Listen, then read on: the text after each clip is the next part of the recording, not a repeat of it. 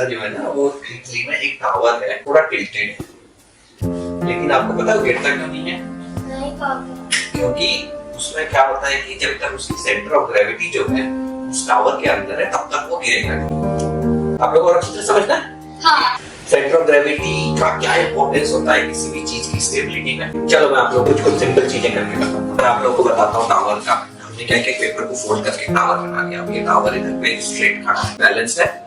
अगर मैं इसको थोड़ा सा लीन करूँ तो ये वापस चला जाएगा, वापस स्ट्रेट ही खड़ा रहेगा। ठीक है, इसका बैलेंस बेसिकली क्या करेगा, ये आपके को वापस उस पे ले जाएगा, क्योंकि इसकी सेंटर ऑफ ग्रेविटी क्या होती है कि इसका जो पूरा वेट है वो किधर से गुजर रहा है, उसका एक सेंटर पॉइंट होता है। जब तक वो पॉइंट इसके बीच में है तब तक ये I do this, it will go back.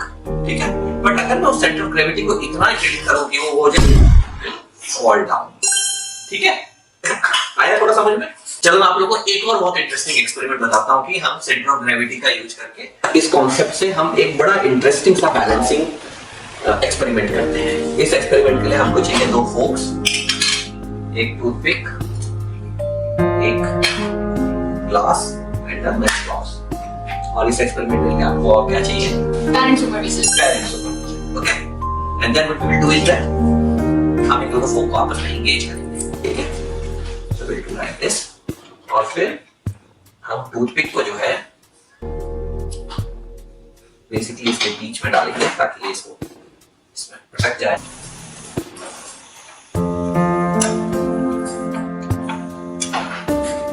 तो ये देखा आपने दोनों फोर्क, और ये जो है बैलेंस है एक टूथपिक के ऊपर। Wow, okay, interesting. We'll do, we'll light the matchstick from one side.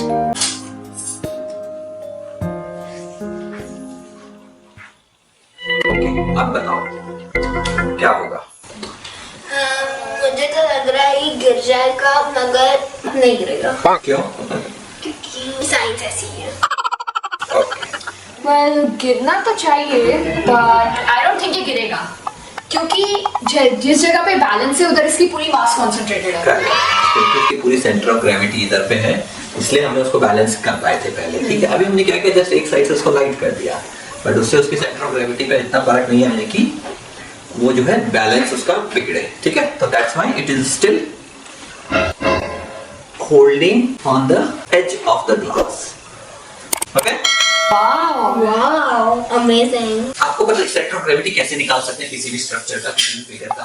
नहीं। अभी जैसे कोई रेगुलर सिमेट्रिकल फिगर जैसे स्फीयर है तो उसकी सेंटर ऑफ ग्रेविटी कहां है? ज्योमेट्रिक सेंटर पे होगी। तो जनरली ठीक है, ज्योमेट्रिक सेंटर मतलब क्या हुआ? स्फीयर है, स्फीयर का सेंटर, तो सारी सेंटर ऑफ ग्रेविटी उधर पे जाके जाएगी। वैसे ही जैसे अगर स्क्वायर है तो उसकी सेंटर ऑफ ग्रेविटी कहां होगी? उसके सेंटर पे। लेकिन अगर एकदम इरेगुलर शेप है तो आप सेंटर ऑफ ग्रेविटी कैसे निकालोगे? ज्योमेट्री कैसे निकालोगे? ज्योमेट्री उससे मिडिल में सपोज मैंने एक आपको शेप दिया है, ऐसा अजीब सा है, कैसे निकालोगे?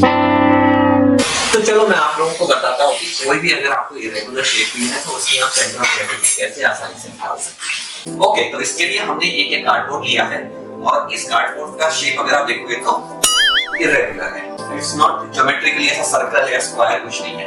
तो अगर मैं आप लोगों से पूछूं इसकी सेंटर ऑफ ग्रेविटी कहाँ है तो आप बता पाओगे आसानी से?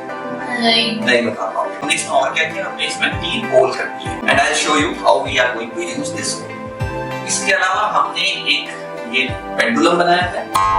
आप घर में आराम से कोई भी पेंडुलम बना सकते हैं। आपको बस कोई भी आपको एक थ्रेड लेना है और उसके एक एंड पे आपको एक हेवी ऑब्जेक्ट वो हैंग करना है, दैट बिकम्स अ पेंडुलम। और एक हमने एक स्टैंड बनाया है। इस स्टैंड को आप देखोगे ये हमने थोड़ा बांध के घर में ही बना दिया है, बट बेसिक जो इम्पोर्टेंट चीज इसकी ये है कि इसमें एक हैंगिंग आर्म है। इस आर्म में अब हम इन चीजों को हैंग करें। ठीक है, तो सबसे पहले हम इसको इस पे हैंग करेंगे। आपको ध्यान रखना है कि ये जो हैंग है ये फ्रीली हैंग होना चाहिए। फ्रीली हैंग का क्या मतलब होता है? अच्छे से फ्रीली हैंग का मतलब ये होता है कि जो आपका ये हैंगिंग आर्म है इसके फ्रिक्शन की वजह से इसके हैंगिंग में प्रॉब्लम नहीं होनी चाहिए। So it should be usually अगर आपका होल काफी आपका होल इस हैंगिंग आर्म से बड़ा है तो ये फ्रीली हैंग करेगा। अगर इसका होल आपका टाइट है तो वो फ्रीली हैंग नहीं करेगा, क्योंकि आप ऐसे करोगे तो वहीं पे रुक जाएगा। Correct? So this is what is known as free. Now this cardboard is hanging freely on this arm. अब अब हम इसी पे वापस पेंडुलम को फ्रीली हैंग कर देंगे and we will just make both of these things stable. अब जब ये हैंग हो गया तो यहाँ पे हम एक्चुअली एक लाइन खींचेंगे जो कि इस पेंडुलम के आर्क को फॉलो करेगी, बट ऐसे में लाइन खींचना थोड़ा मुश्किल है, तो हम क्या करेंगे, यहाँ पे एक डॉट लगा देंगे और इसको वापस स्टेबल करके यहाँ पे दूसरा डॉट लगा और फिर इसको हम दूसरे होल पे हैंग करेंगे। Now we will do the same thing on when using the second. Now what we will do? We will draw the line using these 2 points and these 2 points. Find what we will get. दोनों लाइनें जब intersect करेंगी तो हमें क्या मिलेगा? एक point मिलेगा। ये हमारा कार्डबोर्ड है और इस पे हमने जब इस होल पे हमने उसको हैंग किया था तो ऐसे हमें 2 पॉइंट मिले, जब इस होल पे किया था हमें ऐसे 2 पॉइंट मिले। Now what we will do? We will just make a line going through these points. Okay. So and then we will draw the line using the other set of dots. Okay. So what it will give? It will give us a point of intersection. And what is this point? Center of gravity. This is the center of gravity. Okay. Now, what will happen if we now hang it using this third? It will fall. No. How it can fall? We are hanging it again. It will lose balance. So where the pendulum will follow? The pendulum arm. It will follow the point of intersection. Yeah, okay. Let's see. चल इसको अब हम क्या करेंगे, हम third point से hang करेंगे, ठीक है।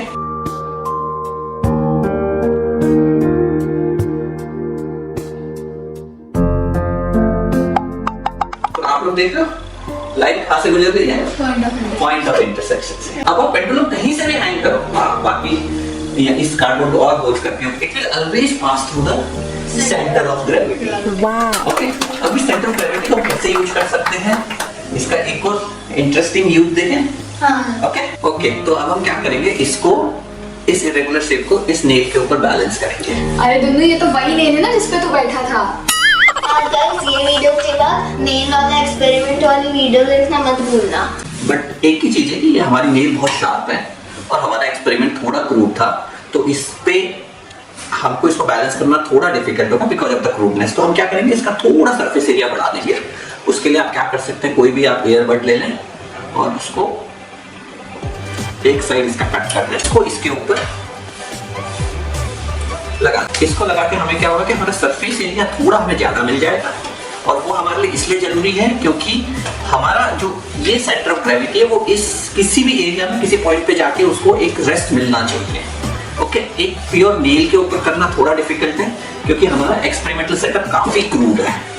ओके, तो हमने ये कर दिया। अब हम इसके ऊपर आप ये लें और इसकी जो सेंटर ऑफ ग्रेविटी है इसको ले जाके उस नेल का जो सरफेस एरिया है उसके ऊपर रेस्ट करने की कोशिश करें। ओके, बट आप देखेंगे आप कहीं और करेंगे तो ये आराम से एक साइड की ओर गिर जाता है, ठीक है। लेकिन जैसे जैसे आप सेंटर ऑफ ग्रेविटी की ओर जाएंगे आप देखेंगे कि इसका बैलेंस बढ़ता जाता है, मतलब it starts getting more and more balanced. Okay, तो देखा आप लोगों ने, हम इस इरेगुलर ज्योमेट्रिकल शेप की भी सेंटर ऑफ ग्रेविटी निकाल पाए और उस सेंटर ऑफ ग्रेविटी को यूज करके हमने इसको एक नेल के ऊपर बैलेंस कर दिया।